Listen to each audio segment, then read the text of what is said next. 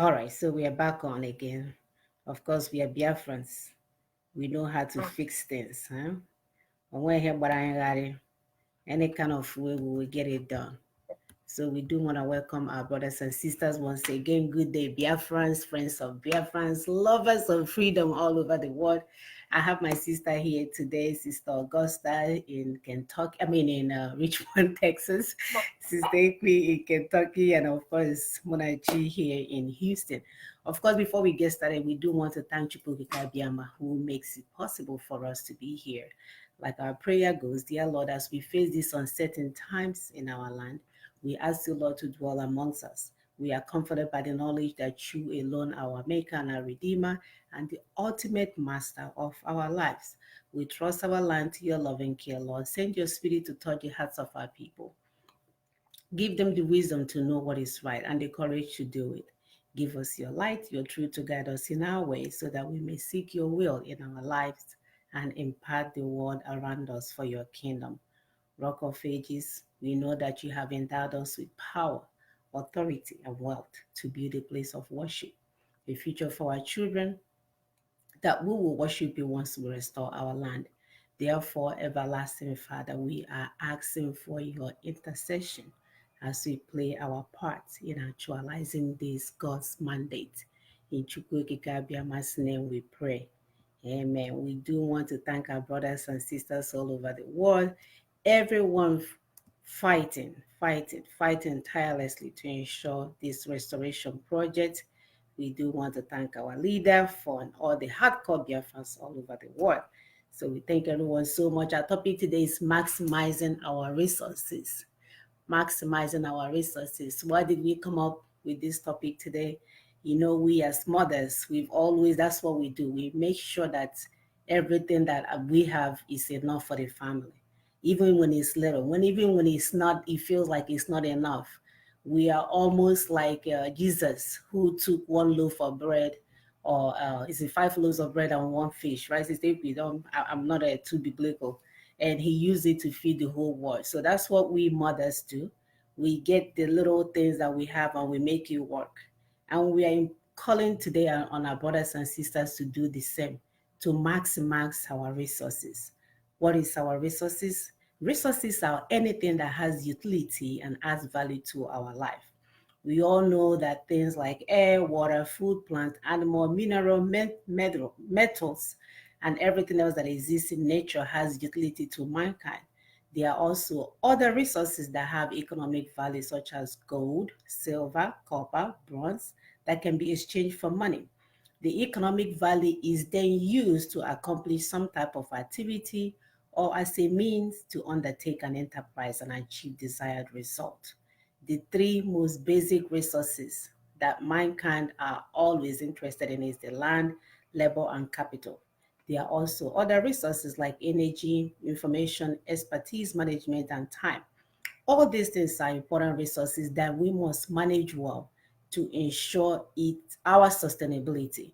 We can also do this by cutting, like our people will say, cut your coat according to your size, so that you are not overstressing yourself.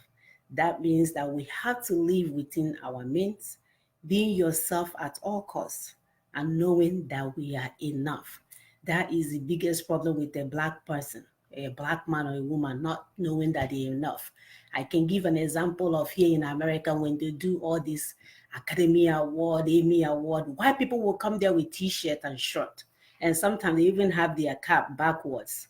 And the Black person will go and spend 20 billion on a one dress that she's going to wear for one night, just to show the world that I am worth it. Whereas the other people, because they are already enough, they are comfortable with wearing a t-shirt and a jeans to the world most, what should I say, the paraded event. So what are we saying in essence? We need to we need to tell ourselves that we're enough. And once we begin to understand this thing, we will be forced not to copy what other people are doing. We will stop living our lives for other people. We will avoid greed because everyone is not going to be the same. Everyone is not going to have what other people has. everybody is not going to enjoy the benefit. If we can recognize that God has given us each talent, He has given us what He wants us to be and what He wants us to have, we will begin to be kind. Actually, we'll give ourselves permission to do the right thing. So instead of trying to join Sister Ekwi and be like Sister Ekwi, or should I say my sister Augusta and be like her, I think our thing should be asking God, what is my own gift? Give me my own share so that I can begin to do what I need to do with it. Those are the things that we need to do. So, Sister Augusta, please tell us some of the underlying reasons why we got where we are right now. Yeah, thank you, Sister Muna, and thank you, dear friends all over the world. Thank you, Sister Ekwi. Good morning, everybody. As Sister Muna rightly said, we need to try to maximize our resources. These resources, do we have them in quantum? The truth about it is that yes, we do. We have them everywhere. We have human and man. We have human resources. We also have natural resources. We've been endowed with all of them. So, but we need to also maximize what we have. And as Sister Mona rightly said, how did we even get here? The problems we have is that our people will like living beyond our means. You understand? We like living, we like showing off, as she has rightly said. We want to spend the most expensive, but they want to spend so much money on most expensive clothes, most expensive shoes to be able to show off. That is, I don't know how we got there in the first place, but we are forced to copy others, as she also rightly said. So the question now is that how did we get here? How did we become so materialistic? So if I have to go back to the war, that is after the war, we lost everything. We were given only 20 pounds per family, regardless of how much you had, regardless of what you had in your possession. We were given back 20 pounds. And because we needed to survive, we developed traders' mentality. Yes, that was how majority of us became traders. A mentality that looks at life only from the point of profit and loss. Buying and selling. Yeah, buying and selling. We only got there because at the end of the day, we only had $20, 20 pounds in our possession. So people became desperate to succeed. So they would use lies and deception to sell anything so far as they make profit. Yeah, and that is the truth. That is why we are where we are today. We began to lose our value system until we lost it, or what we used to be. We lost what we used to be before. You understand? So we began to allow our material possession define us, no more our family names. Because I know in those days, our families used to protect the name. Like, if you bear, like my father's name is Ukigwe, we would protect, my father, remember, protected that last name for so long. But guess what? It's no longer the case now. It is how much do you have? How much do you have to spray in a party? How much do you, what kind of car do you drive? What kind of house do you live in? So materialism came into play. The family name no longer mattered. You understand? The fact that the name used to mean gold in those days no longer mattered. The fact that the name used to open doors for people. Oh, that was an innocent man. That family name, we knew it, blah, blah, blah. All those things no longer matter. Because we have now defined ourselves by the amount of things that we have or had. So we began to copy evil. Unfortunately, we're very bad at copying. That's another thing, because it's not in our DNA. We became so bad at copying what others would do perfectly and go scot-free. When we do it, we get caught. You understand? We get caught in the process. So unfortunately, we're so bad at copying it. When Yorubas go into drugs, they do it quietly and they're never caught. I remember it was a very long time. This popular musician, this Yoruba popular musician, Sobe, he was into it. He used to fly drugs in the drum that they used to, when they fly abroad back and forth. Nobody knew. It was done quietly. You wouldn't even understand. He would sang with it. One of his old songs in those days before he became a pastor. You understand? So that was how they did it quietly. Nobody knew. So our prideful and noisy and pompous nature will never allow us to go silent.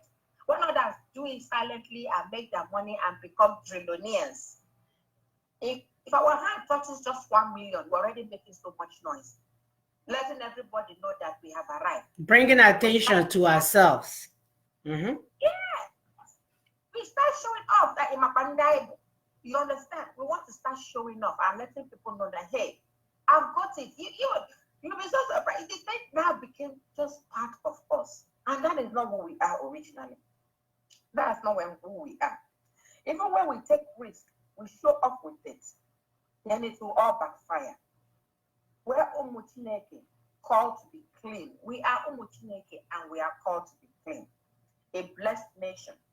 We are not really giving to crimes. That is not who we are. And that is that when we commit this kind of crimes, we get caught.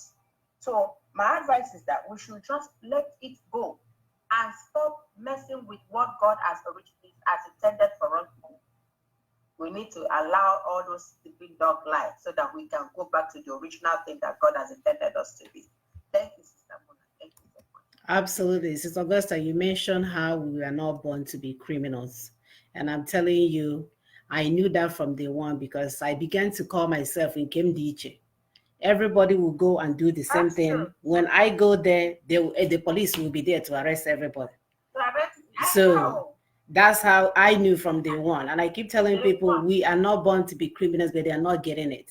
Have you ever thought how the Yorubas will go, all these other people go? Once they see Chukwuemeka, the devil himself will show up. So you are so right. So it's not in our DNA to do the wrong thing.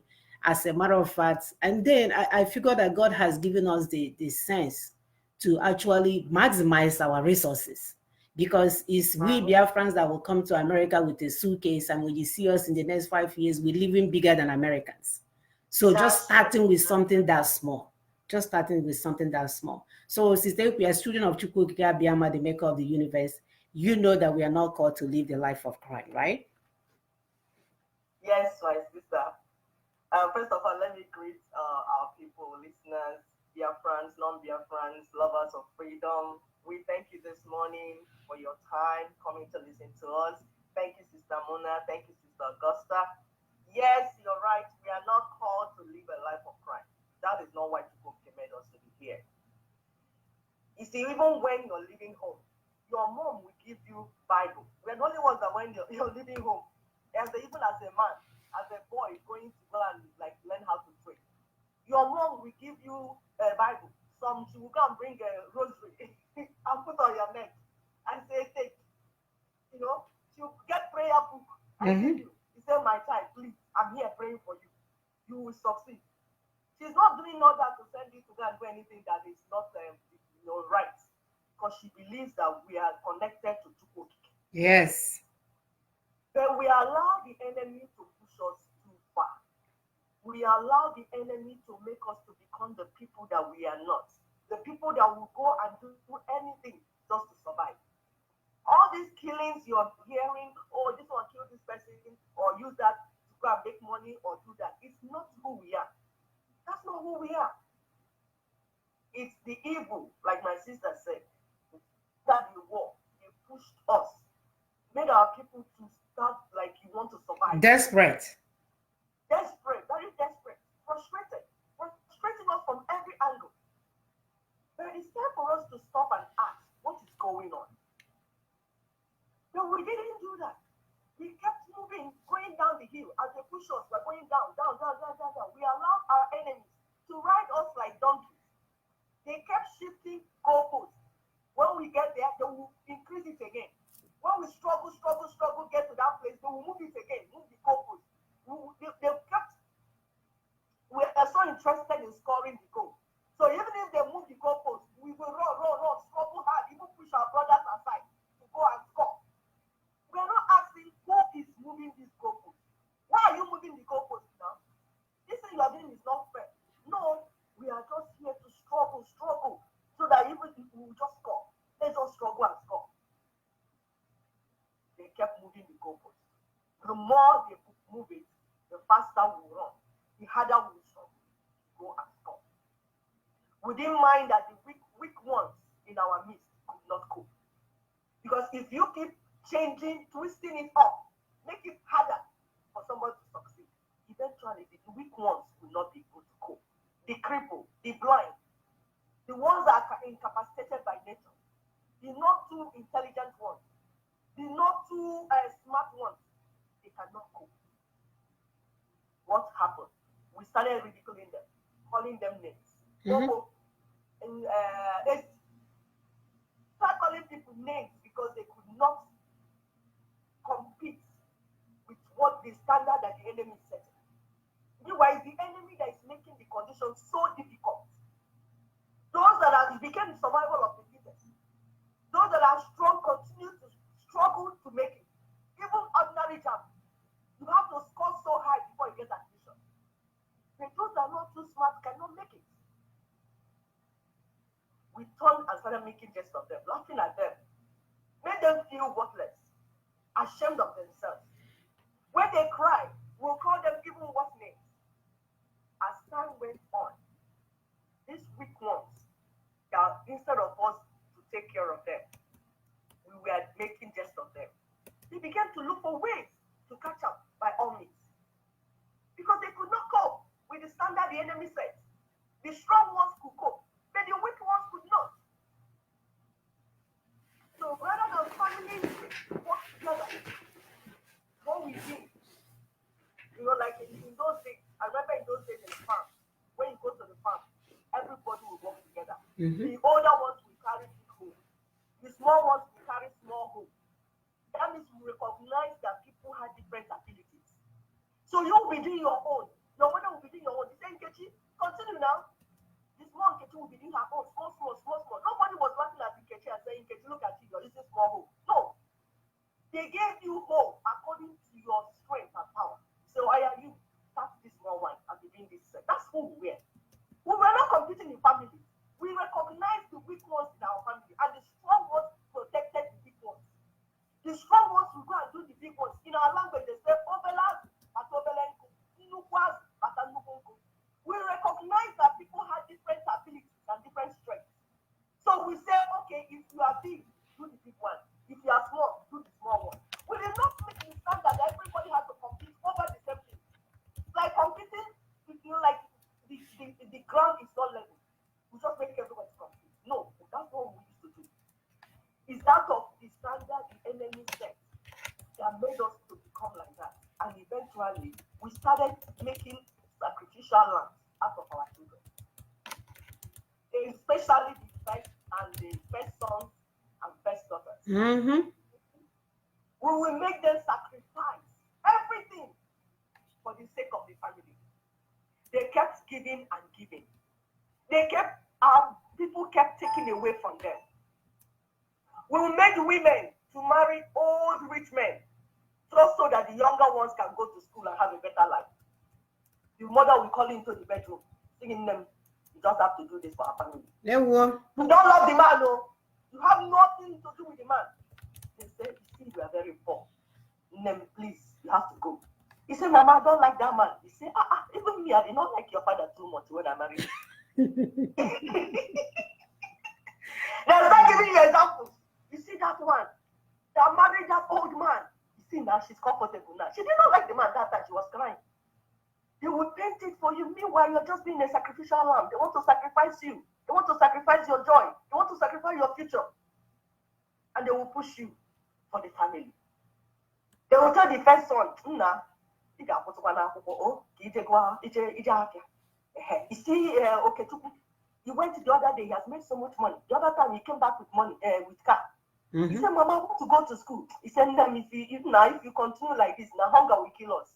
Just go. That boy that is so intelligent and so smart will sacrifice his life ambition and then go to trade to make money for the younger ones to eat and go to school. Eventually, the younger ones will become doctors and lawyers, and he will become nobody. Then his generation, you have now ruined his generation because he didn't go to school. Most likely, his children will not go. But the lineage, the younger ones that he sacrificed for, their own lineage will become doctors, engineers, and everything. Eventually, in that family, there will become competition. Competition will come in. Because people are not fulfilled. Now this lineage become a lineage of farmers. This lineage will become a lineage of doctors and engineers. And most of the time, these fathers do not tell their children the story. That this my elder brother sacrificed his future and destiny for me to go to school. That's why you see how he is now. But you know what? You can't cheat life. Enmity has been created. Families will never be together. But nobody is asking, how did this thing start? Our enemy started it. Our enemy kept shifting goals. And we did not stop to say, enemy, stop what you're doing. This thing, this standard you're setting, the weak ones in our midst cannot handle it.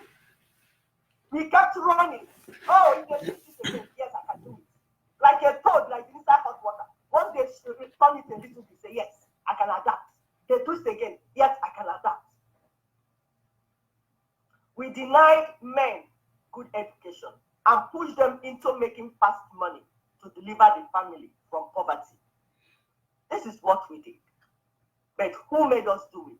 Our enemies. Why did they do it? Because we allowed them to do it. They were doing it. We did not recognize what they were doing. We kept playing along with them. And that's why today when we talk of Biafra restoration, people are asking us, you are in diaspora. Why are you trying for Biafra restoration? We are trying to correct what was wrongly done. Our land was destroyed, making it impossible for normal human beings to exist. Our people had to run out of the land looking for greener pastures. Now, because we are comfortable to the grace of God, does not mean we will forget the weak ones. Absolutely. Yes. Because the weak ones can no longer cope with the hardship in our land, we said we want to restore our land. So that the weakest person in Biafra land will not have to steal to eat. So that the smallest person, the fatherless, the orphan, the widow, will not have to serve his time or her time to get food. Or herself in that herself, my sister, or herself to get food to give children. That's why we want to restore Biafra. That's why we are fighting. Despite that we are in diaspora and things are a little bit comfortable, we are looking back to say the weak ones have not been taken care of. We want to restore our land to make sure that the weak ones are taken care of. That is life. That is what life means. Let me leave it for now, my sister. We'll continue to maximize our resources to get what we want. Absolutely, Sister Ekwe. And this thing is typical. Some of these stories that we're telling is typical in every family, where people will sacrifice for the younger ones. And even I for one, I live in a family where my senior sister I don't want to call her sacrificial lamb because she didn't marry that young. My mother ensured, she insisted, because my father wanted to marry her off. My mother said absolutely not. She will not be alive and her daughter will not finish school before she get married. So she went to school, was working before she got married. But the point that we're trying to make, that she took on the family and taking care of everyone, which is fine. But at some point, we, the younger one, have to tell our sister, it's enough. It's enough. Just focus on yourself. And that's one of the things that our people have not given themselves permission to do, to contact this sacrificial lamb that, because it's still in them. My father went through a phase where he abandoned us as a family. It was my mother that took care of us, because when his father died with 7 or 8 wives, as a 16-year-old, he told him to ensure that his family stayed intact. That was the last act he showed him. He actually asked him to bring a broom. He said, you see this broom? This is how intact I want my family to be, and you are in charge of it. So imagine putting that kind of burden on a 16-year-old. And this man went for so many years just caring for the family, ignored us, his children. So thank God for my wonderful mother, who knew how to maximize her resources to ensure that her children are not sold for money, to ensure that we are not being used for personal gains. If we look at all the things that have been happening to us, even the churches we are used to sell us. They will come in, turn the pastor into mini God. So anything he says, we will do. Even when they are molesting your children, the mother will still be cooking and telling Nkechi to go and drop it for Father Okechukwu. knowing very well what Father Okechukwu is capable of doing. So all these things, are we talking about our leaders that will use our money that is supposed to be used for roads and hospitals and schools and everything else because they want to be the most popular guy in town. They want to be the one that when he's driving 20 million other cars will follow them. And you wonder how these people, they've come to a Western world. They may not have lived here, but they've come here and see how things are, how they continue to perpetuate all of these things that is degrading our communities. And that's why we are trying to educate our people for us to start looking to see how we got where we are. Because once we leave these things alone, once a Black person stop telling herself or himself, I do not have to wear a $20 million suit to go to one award. If a white person can wear a t-shirt and a jeans, I should be able to do the same. Imagine how much burden that will be lifted off from us. Once we stop trying to be like the guy next door, or like some of our mothers will say, oh, you were there. How many heads does Okechukwu have that you cannot do what Okechukwu did? How come Monarchy is bringing cars?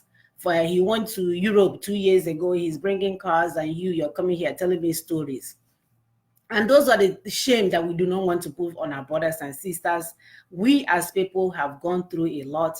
And that's why we will continue to fight, because the only thing that makes sense to us is to restore our land, is to ensure that our children have a nice future, is to ensure that our brothers and sisters are not all over the place dying, is to ensure that our traditional leaders are not selling us, because that's what they've been doing. They've been wearing their okpure, they're having meetings upon meetings, and we thought they were meeting for our future. We didn't know they were meeting to get their own share. We didn't know they were meeting to send their son to Obodo and everybody else's son in the village should die. We didn't know they continue to make us to go down. Our governors, our leaders, whoever they think they are, or our rulers, because we never, and the leaders.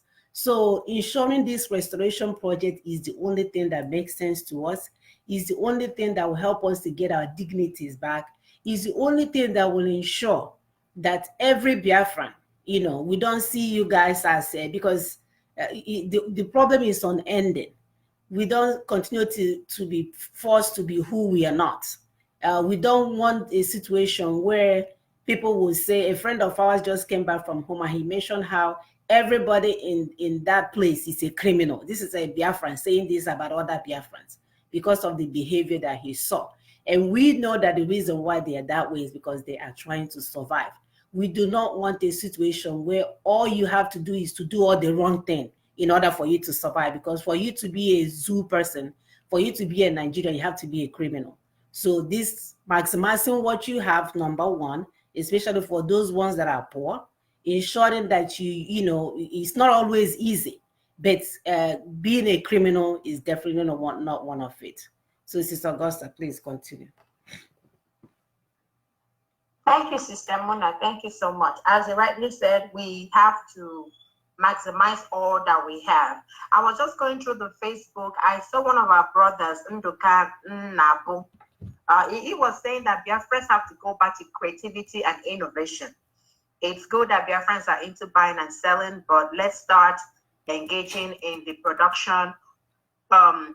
Let's start engaging in the producing the products that we consume and sell instead of importing goods from other countries. Absolutely. And absolutely, exactly. In order to even buttress what he has said, that is why we're educating our people every time. Thank you, brother Mazen Dukan Nabu, for that assertion. That is why we've been talking about this all along. You understand? That is why we have been educating our people, so that they would understand that we are great, we are innovative. By nature, God created us and gave us that. That is the gift that God gave us ordinarily. You understand? Yes. God gave it to us without even us asking. He gave us the gift to be very, very innovative. He gave us the gift to be able to do things when we don't have. They said innovation, and what is it called? Innovation is mother of invention. How did they say? When they said it's the mother of invention. When we find that something we need it so importantly, we decide to devise the means to get it. And that is how the government how God has created us. So that is why we're educating our people, so that they would understand that We have to. We don't have a choice than to continue to do what is right. So, to continue with what my sister was saying, we have sold our dignity, our good names, and we have picked up the bad, boastful lifestyle.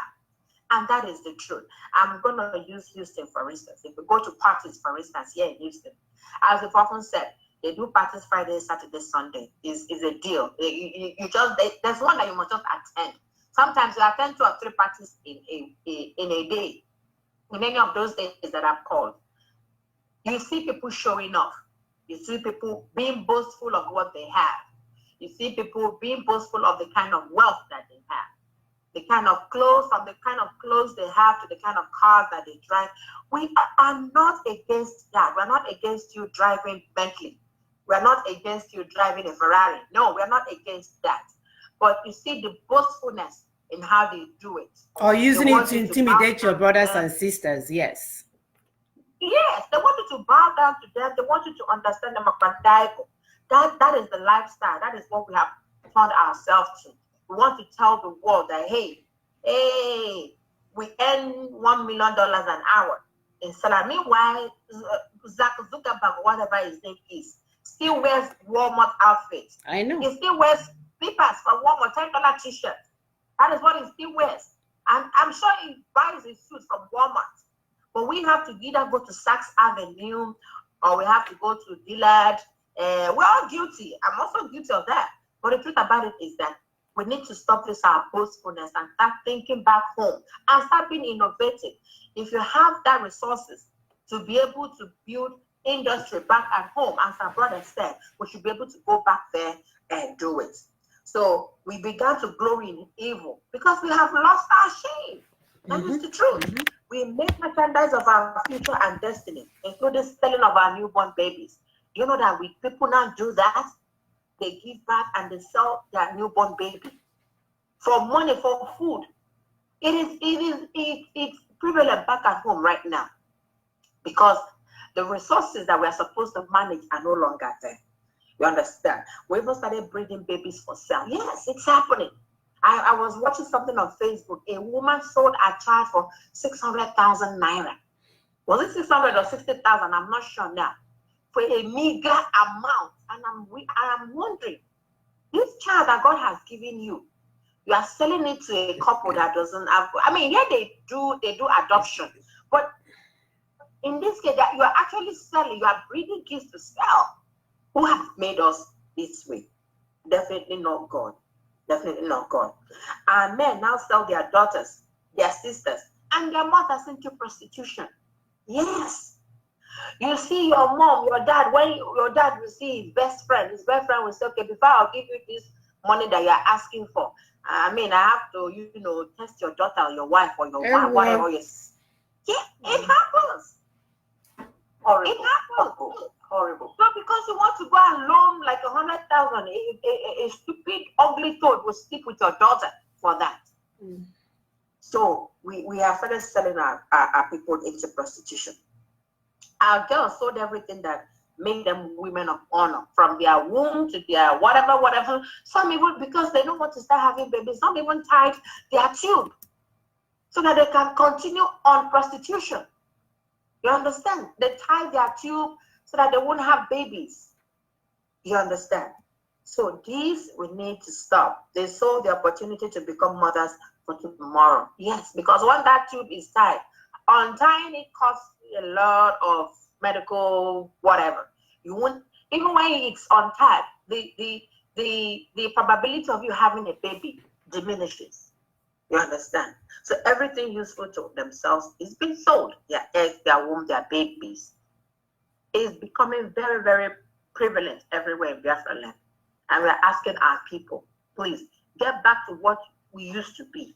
Let us go back to who we are before all these, who we were before all these people came, before all these British came and colonized us. And if I was also going through Facebook, one of our brothers, Mazu Ugochukwu Joseph Amechi, he said that the British government came and deceived us and they took away everything that belongs to us. And that is, but for the fact that they did that, remember they also gave us 20 pounds after the war. But we rose. We came back. So if they gave us 20 pounds after the war and we came back, then there is the essence that we need to come back bigger now than when we got 20 pounds. So our people, we need to wake up and smell the coffee and try everything we have to be able to restore our motherland. Once Biafra is restored, all this nonsense will go. All this nonsense will no longer have room. That we will have data, we will have so many things that would make it impossible for all these things, this evil, to continue to perpetuate itself in Biafra land. Thank you so much, my sister. Absolutely, sister. Our goal here is to sell Biafra. Is to sell Biafra to anyone who is not in line with what we're doing. Is anyone who is still confused about what we need Biafra. This is the idea here. We are trying to market Biafra to you because the benefits are so unlimited. I mean, what is wrong for a Black nation to have an American type country?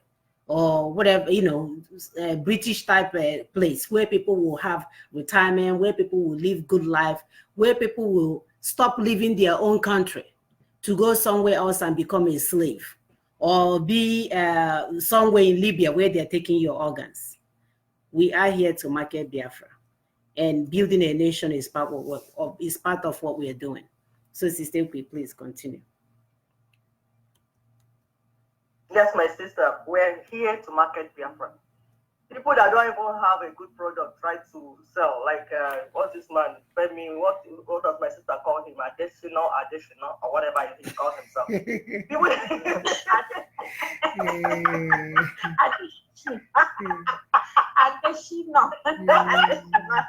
want to fight my tongue because I want to pronounce the name of one fake man selling fake products. As terrible as Nigeria is, he can afford to sell Nigeria. But we have a beautiful country, a wonderful nation in the making. That every citizen is your responsibility as a citizen of Biafra to market Biafra to the world, to convince the world that the world needs Biafra restored at a time like this. And for us to do that, we say we need to maximize our resources. We know that we have these resources already. We already have the resources. Intelligence, finance, whatever you call it. Certain positions that you find yourself, there's a reason why people can put you there. You need to maximize it for us to get our nation restored.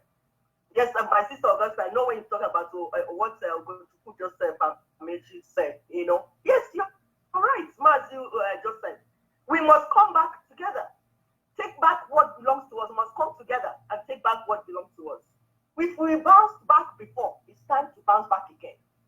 We are therefore calling for a national reform. Biafra is a nation, and Biafra has citizens. So we are calling for a national reform as we prepare to restore and receive our nation fully restored. This is a call for change in attitude. We can't continue to misuse our limited resources while our people die in abject poverty. When we conserve our limited resources, we will have more to give to others. But what if all you are doing is to waste it in making noise, vainglories, you want to show off, intimidate your brothers and sisters? That's not why God gave you that thing. That resources you have, that's not the reason Chukwuka gave it to you. So we need to conserve our resources so that we can maximize what we do with it. We need to look for more efficient ways of doing things rather than waste the little money you have. When you set up a business, for instance, understand that you need to maximize whatever resources that you have in that business. Because if that business succeeds, you will employ more people. But if you set up a business and all you do is waste, if you're supposed to employ 20 people, you end up employing 5. You see, you're not maximizing the resources. Or you go and hire your stupid brother who doesn't know what he's doing to run it down. Exactly. You say, oh, one name. But you know that this your brother doesn't have what it will take to run that business. That he's going to make that business to collapse. You can't put it because no one negative. you're not maximizing the resources that Chukwuokike gave you. That's what we're saying. If Chukwuokike gives you small money to set up a company or a business or whatever, a venture, look for good hands. In our midst, we have them. Look for trusted good hands. It mustn't be your brother or your sister from your lineage or lineage. Look for them and put them so that you can maximize that resources. Because if you maximize the resources, that company will be able to employ more people. And for those of you that are telling you to manage, your brother is living in diaspora, he sends some money, little money, say, I want to set up this factory. You should have vision. You know that if that factory grows, there are more people will be employed and you will make more money. Don't run that business down. On your face, there are some people that your brother will give you money to set up business in Biafra land. You will say, he's there sending me message. Let him come down, come and do it by himself. You're starving yourself. That's what you're doing. But if you can humble yourself and manage that business as if it's your own, as if you're the one that set it up, that business will grow. Tomorrow, you will have your own branch. It's like what the Indians do here. They come together, like maybe 5 of them, set up a business. When that business grows, 2 will move and then set up their own. If that one grows, another group will move. But they are starting from somewhere. And they will give you small opportunity to manage small business. They say, it's me that is sending message. Look at that small boy, he's sending me message. Your vision is small. You're not looking big. We want those things to stop. If your brother sets up a business, supervise that business as if it's yours. Don't run it down.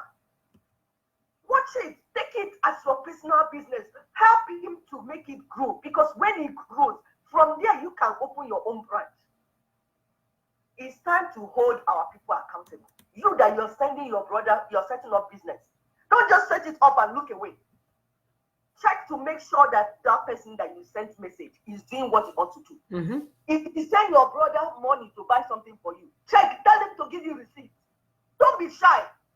Don't allow him to intimidate you. I want break and again as in the receipt. But you don't have it. You don't have it. All these wastages have to stop. You need to be accountable. If your brother gives you money to buy something, buy it. Say, brother, see the receipt. Then give him change. If he has change, give him change. Don't inflate the price. Give him change. If he wants to give you that should be change, then let him come from his heart and that should be change. That's how you build trust. Tomorrow he will send you again. But if he sends you today, you ruin it and waste it. And given the price of ×2, you have closed your own door. You're not maximizing resources. You are wasting resources. You have killed that business. We want to start holding people that will send message accountable. Politicians, because that's how it started. From down, you will send your brother to do something, you will not hold him accountable. You sent him to go and represent you in Abuja. He went there doing whatever that comes to his mind. This is how it starts. From giving him 5 naira to buy something, he will not give you change. And he will not come back to you and say, sister, look at what I bought. This is the change. He doesn't want you to hold him accountable. That is how tomorrow you send him to Aso Rock.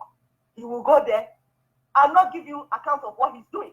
If you ask him, you say, who are you to ask him? And that is why Mazen Namdekanu has said it's time for us to hold our politicians accountable. They should stop gallivanting up and down. They should stop coming here to eat yam. They're not planting yam in abroad. They should stay out in the village where there's yam and go there and eat yam. Not in Germany, not in US. No more eating of yams abroad. It's time for us to hold our people accountable. They use the salaries that they will pay workers and use it to travel abroad. That cannot be acceptable anymore. Because when you do that, you're wasting the resources and you're making the people poor. And when you make the people poor, crime will increase and it will affect everyone. Then people will start looking for how to cut people's breasts to make money. This is how this thing starts. Because somebody somewhere is wasting the resources given to everybody. And we are not holding them accountable. If you don't hold people accountable for wasting common resources, crime will increase and it will affect you and I. Because when you create poverty, because you wasted the resources, criminals will come up in the land and they will come around and hit us. So we are saying no more wasting of resources. We don't want the ones that politicians will eat all our money and then they will set up SARS to start killing us. Who is fooling who? You are the one eating and destroying all the resources. You are the one creating crime. Why do you want to set up SARS? Rather than provide job for youth. Keep youth engaged. Crime will go down. This is common sense. We must stand up to recreate the type of life we want for ourselves. It's time for us to start holding ourselves accountable. If you give someone a loan to do something, make him sign agreements to pay you back at a particular time. Mm-hmm. Because if you don't do that, that means you are fueling wastage. You are encouraging wastage. Tomorrow, if he goes to position to represent us, he will go there and wait. He will take loan. He will not give account. Hold your brothers and sisters accountable from your family, because we want to start building leaders of tomorrow. These leaders of tomorrow that you're hearing, it doesn't drop from heaven. Mm-hmm. It comes from our family. The people going to represent us in Asorok, they didn't come from Libya. They didn't come from Europe. They came from our family. They are brothers and sisters. But what happened? We trained them wrongly. Right from the time that if you give Okechuku 1 naira, he will tell you, what are you, why are you doing? Or you give Uchechi, or whatever name you call them. You give them, say, sister, take this 100 naira. This is what I want you to do with it. She will not come back to give you account. If you ask her, she will say, is it this 100 naira that you gave me that you're asking me to give you account? Meanwhile, she doesn't have the 100 naira. I know. Impetus, so, yes. That's how she will start. Tomorrow, when she grows up and becomes senator, she will go there, squander the money given to her to take care of the people. And then we create poverty in the land. Crime increases. You building high wall will not protect you because you have created crime. You have created criminals. You have to come out from your high wall now. You can't stay in there all day. Exactly. Mm-hmm. By being wasteful. So, my people, it is time for us to stop wasting the resources that Chukwuokike gave us by holding people accountable, starting from your family. When you send somebody on errand, tell him or her to come back and tell you what he did with the money. Then he would give you account of what he did or what she did. Then tomorrow you can give her more. This is how you build wealth. My people said, as a nation, as a people, we can't continue to waste the resources that Chukwuokike has given to us and expect that it will be well with us. We want to start making those changes now. National reform, that's what we are calling for as Umada Biafra. We don't want to start glorifying wealth that we don't know where it came from. It's time to change our system back to who we used to be.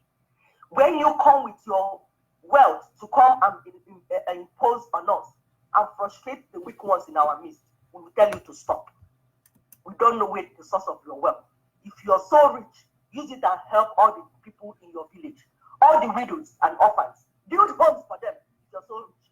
Don't come here when we are doing wedding. You want to be throwing your fake money on us. No. Use that money and go and build houses for that widow that is down the street. That is how you show wealth. Thank you, my sisters. Of course, that is how we show wealth. We are also calling our mothers who are part of this nonsense or this part of culture we're trying to stop, where you see your children engaging in something bad, instead of you to ask where things are coming from, because of course hunger is in the land, you're actually dancing for your child. Are we talking about the mothers whose sons, they say, I'm here and I send money to my brother to do some project back home. My brother will lavish the money, misuse it. And the first thing your mother will tell you is that, oh, it's your brother, what are you going to do?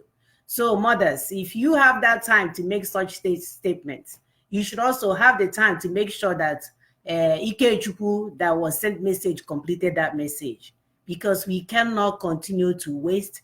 We've said it before, money does not grow on a tree here in America, or I'm thinking it does not grow in a tree in Europe either. So maybe if you needed pictures of our trees to show there's no money on it, maybe we should do so.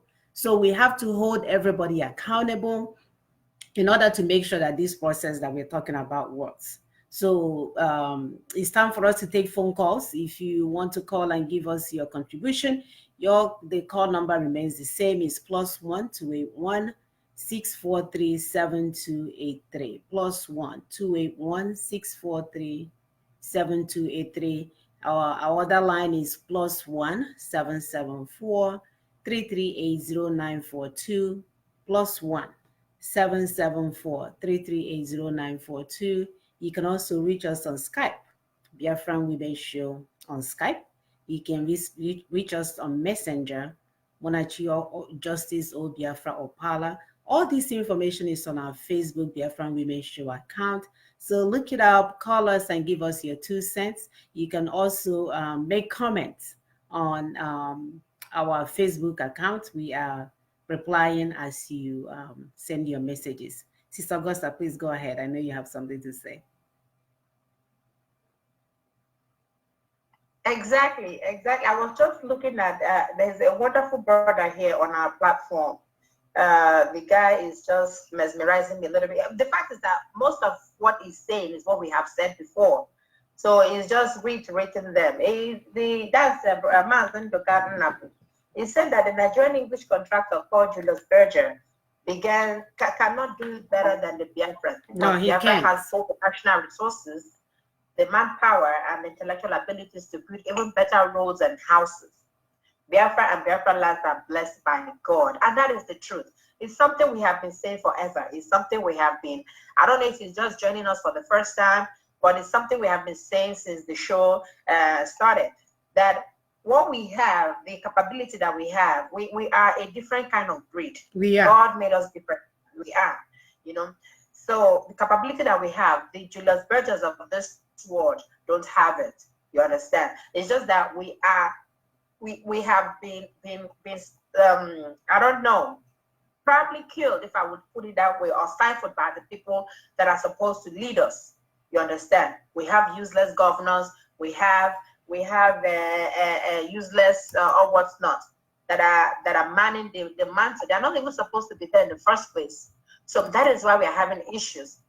I was going through the Facebook. Was it today or was it yesterday? Abba Road. I saw that. Related. Yes. That is an eyesore for crying out loud. Where's the governor of Abia State? Abba Road is like, oh my. I remember in those days when we used to live in Lagos, they will have heaps and heaps of trash. Heaps and heaps and heaps of, like mountains of trash lined up on the streets. But we Biafrans, we are not used to that dirty nature. We are not used to the dirty nature. So I'm even imploring our people that even if they are bad, the Abia State government does not want to take care of, which is its responsibility, our people should start at least try to clean up our environment as well. Because that is an eyesore. People are eating in that field. People are eating in that dirt. People put their whatever, what they are selling on that same dustbin. And that is ridiculous. Have they forgotten that we Biafrans, we can actually turn waste into something else? There are so many things to do with waste. Waste can even generate power. Now that you say there is no electricity, we can gather that waste and burn it and generate power. Because we have the capability. We are who we are. God has made us like that. We don't owe anybody apology for who we are. So we need to start doing that. We need to start engaging our people. That Abba Road especially is disgusting. Oh my God. Somebody needs to take care of it ASAP. If our governors are not going to take care of it, you guys dedicate a day or two and pack the dirt, probably burn them. If you can't burn them, keep them somewhere else. You can sort them out. There are recyclables. You sort out the recyclables and burn the other trash. We also need to start helping ourselves, because the people we have at the ends of our affairs, they are not for us, they're against us. They are. So we need to start maximizing everything in our portfolio, get it together, and start working for our own betterment. Thank you, my sister. Absolutely. Unlawlessness creates unlawlessness. So because the government or the governors are not doing their job, that does not mean that you have to destroy your environment and throw trash everywhere. And, so everybody has to hold himself to some type of accountability where it's not just one person. So are we then expecting, is the governor the one throwing trash everywhere that you see? So why can't we get things? We used to dig ground and burn our trash. We used to do all those things to protect our environment. Mind you, the governor has net in his home. He probably has air conditioning, so he doesn't even open his windows. You yourself that is throwing the trash all over the place, you don't have a net, you don't have air conditioning, your windows are open, those mosquitoes will come and eat you alive. So we have to apply common sense in all that we do. We have to let it begin with us, because we like to put responsibility on somebody else. Let this act of goodness begin with us. What am I doing as a good citizen of Biafra? What have I done for Biafra lately? Because you can't say you want Biafra, but in which I'm boom, you top your plastic bag on the other side, top your the other side, top your everything, eat that bread, you throw it on the other side. I mean, at what point, even if we get Biafra, just to clean up that mess, is another money when we talk about maximizing our profit that we could have used maybe into building more educational resources. Then now we use it to clean up land because people did not do what they're supposed to do. So we have to hold ourselves accountable, and maximizing our resources begins with every little decision that we make. It begins with you deciding, oh, I'm not going to destroy the environment anymore. I'm not going to throw the trash on the floor anymore. I have to make sure that I have it in a contained place so that it can be burned and disposed of properly. So our people, everything is not just on somebody else. If it begins with you taking that initiative to do the right thing, that's where it starts. Because Biafra is coming, whether the pits of hell likes it or not, Biafra is coming, just a matter of time. So if we begin now to put things in place to ensure that when it comes, the work will not be so monumental, it will help us at the long run. Our children have suffered long enough. What is wrong with us getting that place and immediately within a year or so we'll be better than Rwanda? Oh, by the way, I saw on Yahoo News yesterday that Rwanda has accepted the 466 people, refugees from Libya to come over there. So look at